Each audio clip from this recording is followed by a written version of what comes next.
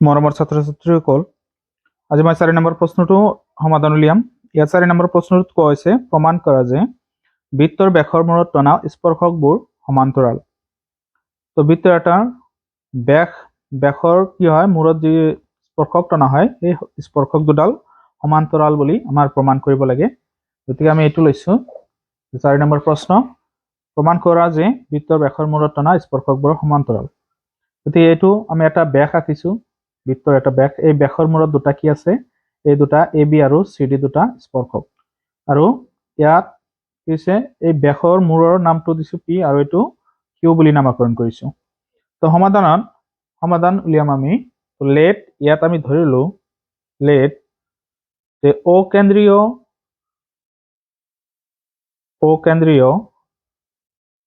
বৃত্তৰ A B আৰু C D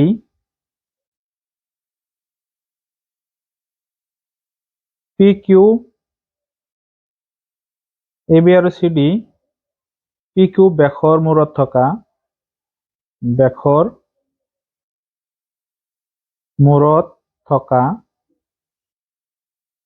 দুডাল স্পৰ্শক।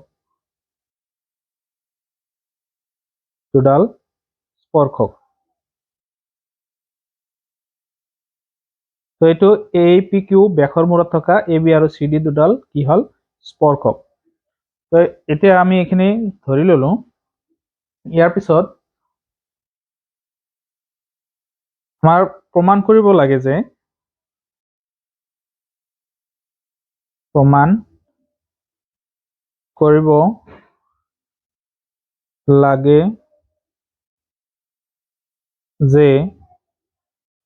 A B সমান্তৰাল চি ডি।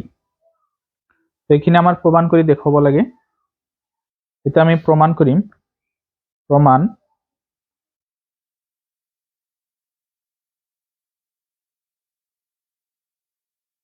আমি জানো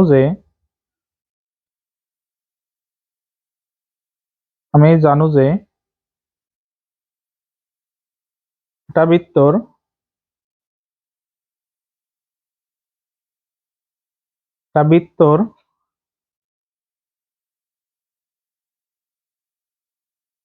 যিকোনো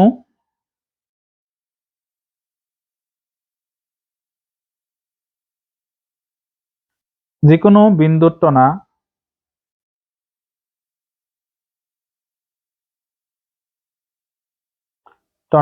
স্পৰ্শকডাল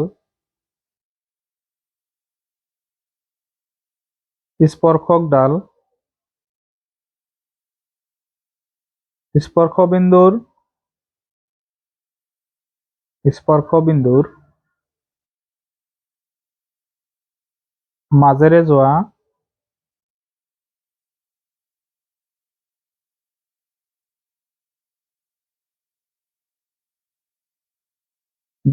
ব্যাসাৰ্ধৰ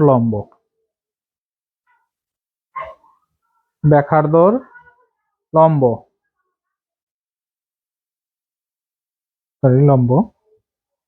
ইয়াত কি কৈছে, আমি জানো যে এটা বৃত্তৰ যিকোনো বিন্দুত টনা স্পৰ্শকডাল স্পৰ্শবিন্দুৰ মাজেৰে যোৱা ব্যাসাৰ্ধৰ লম্ব। গতিকে এইটো এটা কি স্পৰ্শক এ বি আৰু চি ডি এটা স্পৰ্শক। ইয়াত এইটো হল আমাৰ স্পৰ্শবিন্দুত মাজত টনা যিটো ব্যাসাৰ্ধ এইটো লম্ব হৈছে। গতিকে ইয়াত আমাৰ কি হব, ইয়াত আমাৰ 90 ডিগ্ৰী এটা এংগল হব, কোণ হব, আৰু এইফালেও আমাৰ 90 ডিগ্ৰী এংগল হব। এইফালে 90 ডিগ্ৰী এংগল হব, এইটো 90 ডিগ্ৰী এংগল হব। গতিকে আমি ইয়াত লিখিব পাৰো,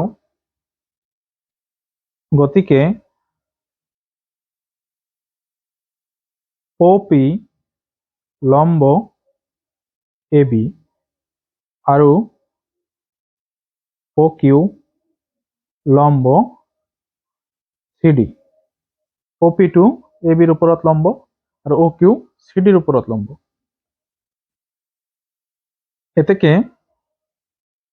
POP বিকোণ ইকুৱেল টু OQ ত্ৰিকোণ ইকুৱেল টু 90 ডিগ্ৰী।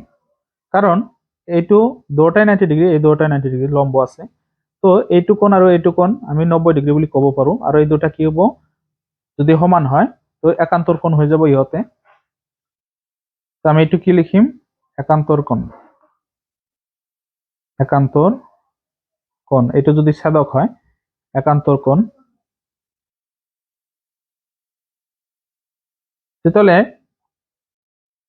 এই দুটা একান্তৰ কোণ হলে আমি এই এ বি আৰু চি ডি বাহু দুটা, অৰ্থাৎ এই ৰেখা দুটা, স্পৰ্শক দুটা আমি কি ক'ব পাৰো, সমান্তৰাল বুলি ক'ব পাৰো। এতেকে এ বি সমান্তৰাল চি ডি, এইটো আমাৰ প্ৰমাণ হৈ গ'ল, প্ৰুভ।